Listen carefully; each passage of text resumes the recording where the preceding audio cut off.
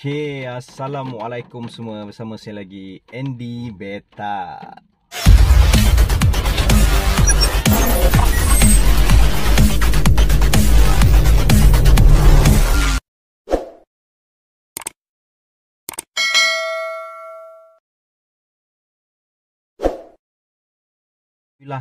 Hari ni hujan di petang hari.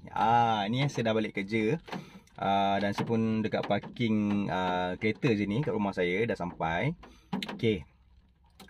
Jadi hari ni sebenarnya ramai sangat yang WhatsApp saya, ada yang call terus saya pun ada.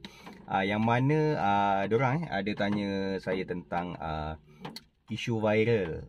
Isu viral yang mana baru-baru ni mungkin ramai yang tahu. Dekat TikTok, dekat FB, memang benda ni yang kata jadi bualan hangat lah. Okay, yang mana isu kalimah orang kata Allah Muhammad ataupun ayat Al-Quran yang mana digunakan untuk kita letak sebagai wallpaper di ikan hiasan kita, di aquarium kita, di belakang tu kita letak macam sekarang ni cana banyak. Saya sendiri pun ada letak. Kira bulan lepas saya pun ada letak. Okay, jadi dekat sini dalam minggu ni juga kira isu ni kira jadi viral. Yang mana ada beberapa orang kata ustaz dia mengatakan benda ni kita tak boleh letak di belakang aquarium kita, terutama kalau kita letak contoh kalau kita ada aquarium 2, maksudnya aquarium bertingkat, jadi satu aquarium di atas, satu lagi di bawah. Jadi kalau kita letak tulisan kalimah ataupun ayat-ayat suci ni dekat belakang background aquarium di bawah, maksudnya bawah tu orang kata dalam sejengkal je dengan orang kata kita punya kaki semua. Jadi benda ni kira tak sesuai lah. Jadi saya hubungi terus Ustaz Akil Hai, yang mana kalau contoh saya sendiri, kalau ada keraguan apa sendiri, memang saya akan hubungi Ustaz Akil lah. Jadi Alhamdulillah Ustaz Akil memang daripada dulu, daripada yang saya kenal Ustaz Akil, Abang Rino yang mana mereka ni kira admin BBG Beta Banggaras. Banyak orang kata apa, tak lokit ilmu. Maksudnya sentiasa kalau saya ada tanya sebarang pertanyaan tu, diorang akan jawab insya-Allah. Okey, jadi dekat sini saya terus tanya Ustaz Akil Hai berkaitan isu ni jadi saya sempat memborak juga dengan Ustaz Akil. Jadi dekat sini saya minta Ustaz Akil kongsikan. Jadi jom kita sama-sama kita teliti, kita dengarkan setiap apa orang kata ayat ataupun setiap suara Ustaz Akil ni, pencerahan Ustaz Akil untuk kita semua ni. Jadi jom kita dengarkan. Assalamualaikum warahmatullahi wabarakatuh. Masya Allah, tabarakallah, subhanal khair. InsyaAllah sedikit perkongsian untuk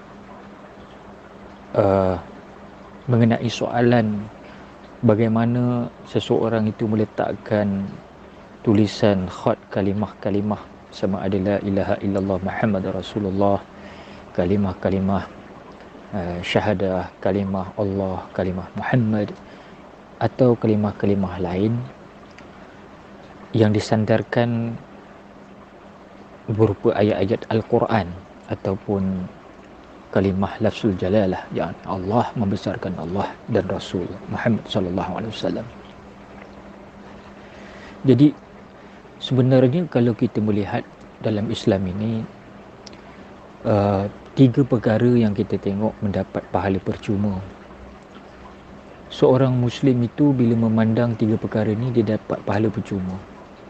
Pandang aja, tak payah baca, tak payah apa, pandang pun dapat pahala percuma. Antaranya apa yang 3 perkara itu? Yang pertama, melihat Kaabah. Tengok Kaabah dapat pahala percuma. Yang kedua, kalau kita tengok mushaf Quran, tengok Quran, tak baca pun tengok Quran pun dah dapat pahala percuma. Tengok Quran, belik Quran. Apatah lagi kalau kita baca kan, lagi deep lah, lagi berganda-ganda pahala. Allahu Akbar. Dan yang ketiga, apabila melihat wajah ibu dan ayah kita, itu juga mendapat pahala yang percuma di sisi Allah. Baik, untuk kita meletakkan kalimah tulisan khat yang mungkin dituliskan dengan kalimah-kalimah thayyibah, kalimah baik, macam Muhammad Rasulullah, la ilaha illallah, atau syahadah atau Allah Muhammad.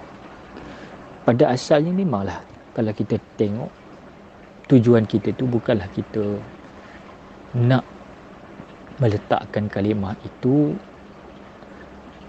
dengan niat untuk merendahkan martabat kalimah itu.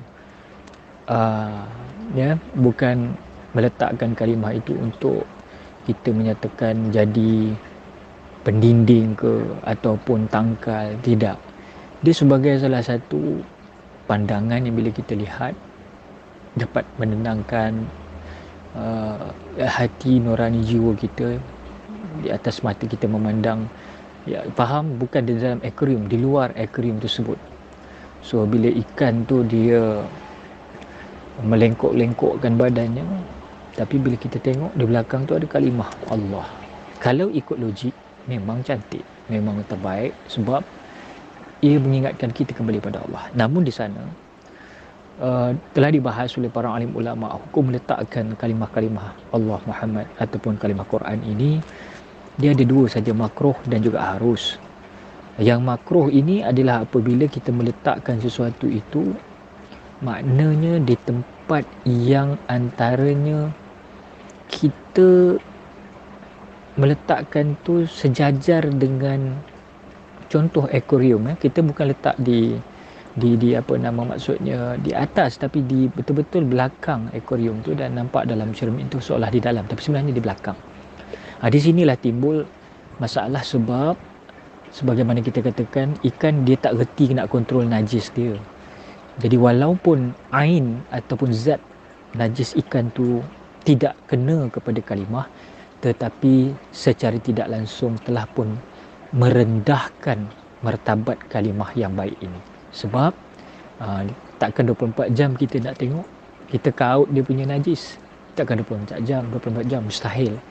Sebab itu disarankan dielak kalau boleh, kerana ia seolah-olah meletakkan kalimah itu sejajar dengan tempat yang binatang yang tidak ada fikiran. Jadi kitalah sebagai yang berfikir meletakkannya di tempat yang terhormat. Jadi kalau nak letak juga, bolehlah diletakkan sebagai untuk perhiasan atas tanda ingatan kepada Allah semata-mata, kebesaran Allah. Maka kita jangan letak di belakang sejajar dengan ikan, tapi letak di atas. Itu pun pastikan kawasan tu bersih. Yang itu diharuskan oleh syarak. Jadi begitu, mudah-mudahan sedikit perkongsian ini dapat membantu. Wallahu a'lam.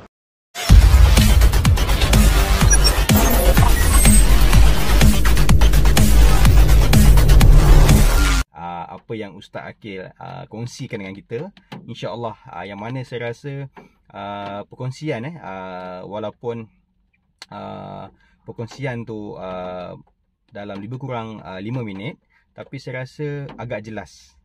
Kita dapat apa yang disampaikan oleh Ustaz Aqil ni. Dekat sini juga saya nak ucapkan ribuan terima kasih pada Ustaz Aqil yang mana sudi berkongsi, yang kata sedikit ilmu pada kita semua.